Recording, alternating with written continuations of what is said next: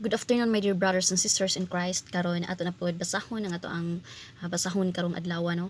So makaigsunan ko ni Kristo, always ginato hinumduman nga manalangin gyud ta, magampo gyud ta, mamalandong ta kanunay, labi na kung naatay paminawon sa kanang ato ang kaugalingon or kanang something dili ta makasabot kung sa atong gibati, like how ang sa kinabuhi nguna na no.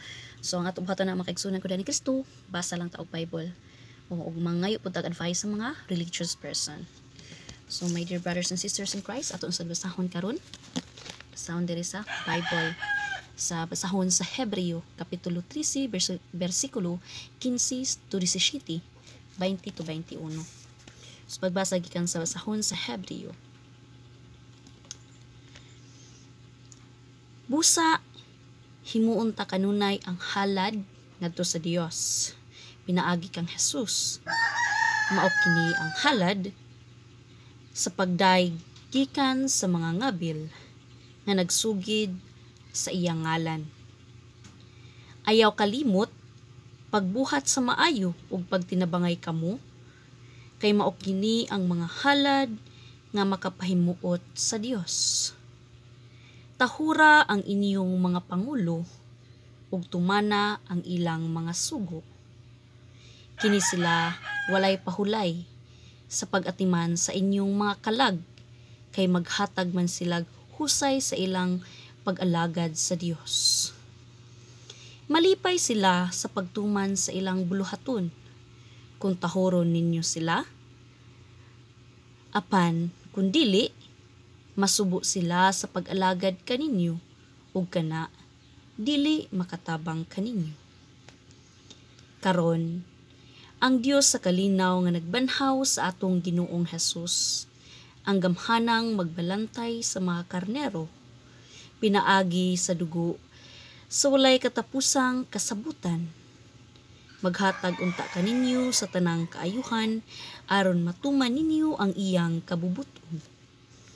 Himuon unta sa Dios dinhi kanato, pinaagi kang Hesukristo, ang makapahimuot kaniya.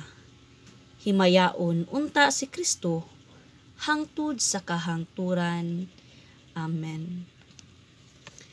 Mayo so mga igsuon ko diha ni Kristo, maayo kaayo no, nindot kaayo ang mensahe sa Ginoo sa atoa.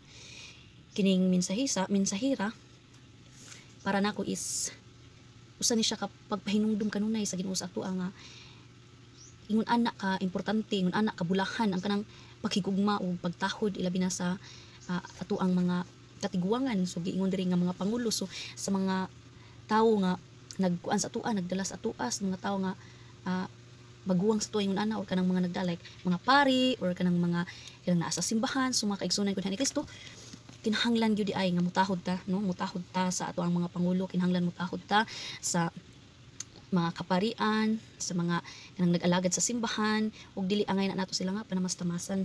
So dinhi sa ato gibasa karon mga kaigsunan ko ni Kristo, remind ni God sa tua nga always kita nga mainampuon, magtinabangay unya kay ang kini mangkong pag-ampo makaigsunan ko diha ni Kristo, mao ni siya kumbaga para nako makaigsunan ko ni Kristo ang kining pagkamainampuon no, mao ni siya ang ako gi-offer nga to sa Ginoo, kumbaga mao ni ang ako payback kining pag-serve nako labi na sa pag-serve sa simbahan mga kaigsunan, mao ni siya ang ako ang payback, ang ako ang sukli sa Ginoo, offer ako halad sa Ginoo sa kamaayo sa iyang gihatag sa kuha, sa kamaayo sa iyahang panghatag sa kuha sa akong pamilya, like good health, mayngon ana kanang graces, nga maayong relasyon nga tos ko isig katawo. So mao na siya makaigsunan ko diha ni Kristo.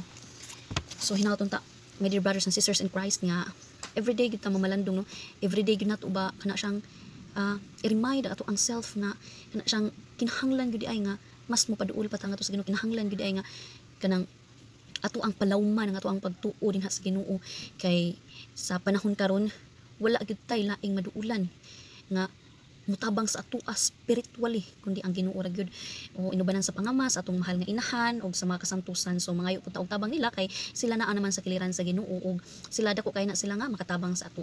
So mao ra tong mga kaigsunan ko ni Kristo. God bless og maayong hapon.